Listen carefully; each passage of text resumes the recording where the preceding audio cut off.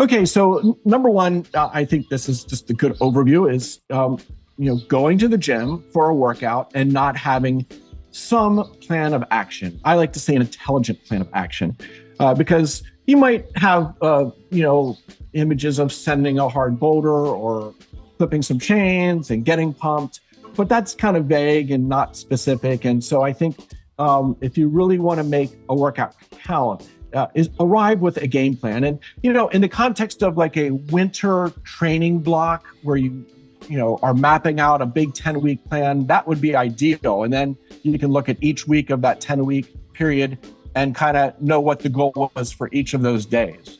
What you're training in terms of body parts or energy systems or what climbing discipline you're training. But thinking that most climbers, especially if you're into outdoor climbing and we're heading into kind of summer season where the average climber climbs a lot or travels, you're probably not in a training block, but you're still going to the gym, trying to, if not level up, just trying to fine tune or, maintain strength, power for your trip. And so having a plan for that workout, if you just show up and make it up as you go, it's not likely you're going to, you might stumble into having a pretty effective workout, and you'll certainly likely leave the gym tired and fatigued and pumped, but that doesn't equal a good workout. A good workout means you did the right things, that you needed for that day. And, so I guess I would just tell people when you show up at the gym, not that you need to have a written out workout, though I kind of do. Every workout, I kind of have a game plan and kind of have an order of things that I'm going to proceed through in terms of, my warming up and my actual climbing activities and then my actual training activities and what body parts and exercises and weights. I'm kind of, like to follow a pretty tight schedule like that. You don't need to go that deep, but to at least have in your mind, okay, this workout is about, limit bouldering. Or, another day you're showing up and saying, no, it's not about limit bouldering. It's going to be about doing a bunch of, mid difficulty boulders with a focus on like more power endurance, kind of like bouldering 4x4s, whether you do it on a spray wall or a system wall. If you go in there and do a lot of everything, I often call this the shotgun approach. Just go in there and do a lot of everything. You'll create a lot of fatigue, but it's not an effective, method of training. So number one, have a game plan. One thing that I typically do that might be helpful for people, I don't know. There's a lot of good training apps out there. I personally still keep it kind of old school and will often just have a note on my phone that I'm going off of. And I'll have like different types of workouts. Maybe I have, training session A, B, C, and D that I'm hitting on each week.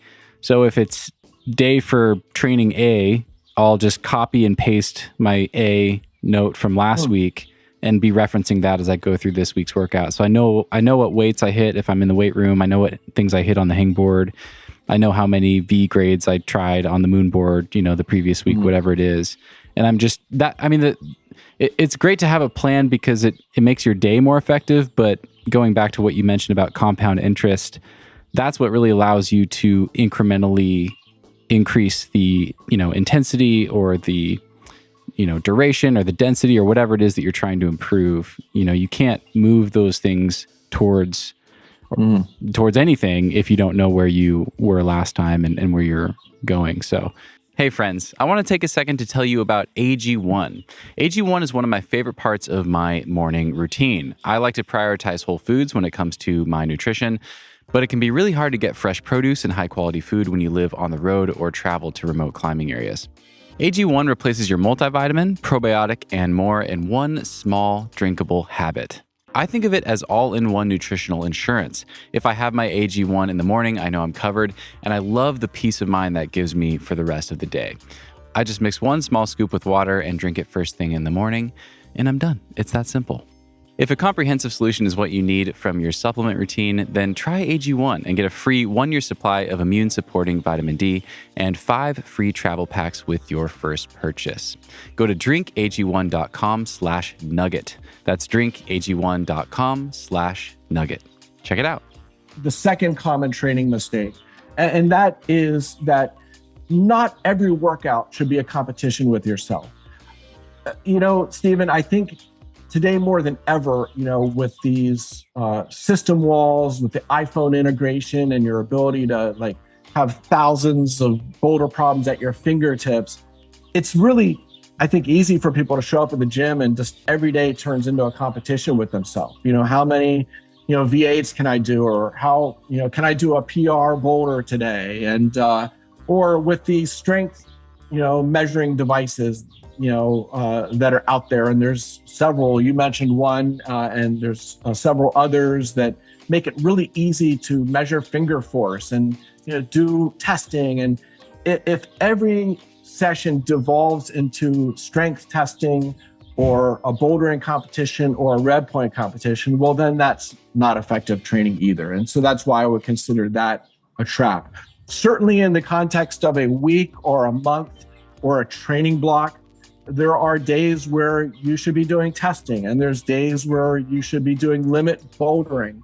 But if you're showing up at the gym and every day you're, going through your boulders on your phone and saying, what kilter V10 can I do today? If that is every workout, it's not the most effective program. And so that's the trap. I think that my generation, that wasn't even an option, there wasn't, unless you were training at the Crags, that wasn't an option. But now you can go to the gyms and easily, just get stuck in the mire of testing and competing with yourself. And so I think that's something that people should do on occasion, but it shouldn't be every session. Right. I mean, it kind of implies, we all know that you can't perform well and be investing in yourself for the long term in your training at the same time. And to compete with yourself implies performing. You're going to the gym and you're performing rather than just putting the work in. You bet. And I'll tell you, I love to use the analogies of athletes in other sports because, I've been around other sports. I've been around high-end athletes in a variety of sports. And, if you talk to a world-class sprinter, say someone whose specialty is the 100-meter dash, you'd be surprised how rarely they run an all-out 100-meter dash. It's remarkably rare. Their workouts are spent doing a lot of stuff that's not the 100-meter dash. They're practicing their starts, how fast out of the blocks the first 20 meters. Then they're doing some, cardiovascular training that is sub-maximal and actually a little longer. Now, sprinters don't do a lot of mileage, but they do some type of base aerobic training and, interval work. And, on rare occasions, there's a day that they're going to test themselves, on the 100-meter dash and do that all out. But yet climbers, it's I know we go to the Crags and, it's almost always I shouldn't say this because a lot of people climb for fun, and recreate climbing, and they're not pushing themselves. And that's terrific. I love doing that. But the climbers that I'm around a lot, I guess that's how I should put it, just have this desire to, climb high grades, hard numbers. And so it is almost like they show up at the boulders or Crags, and it's like they're that sprinter going for their record 100-meter dash every time. Yeah. And that it just can't be every session, nor should it be every day at the boulders. I mean, it's okay to go to the boulders and do some easy routes some days and just have fun. Yeah. And same thing with sport climbing or trad climbing or multi-pitch climbing it's really important, I think, mentally and physically to have some easy days like that where you're just climbing for fun.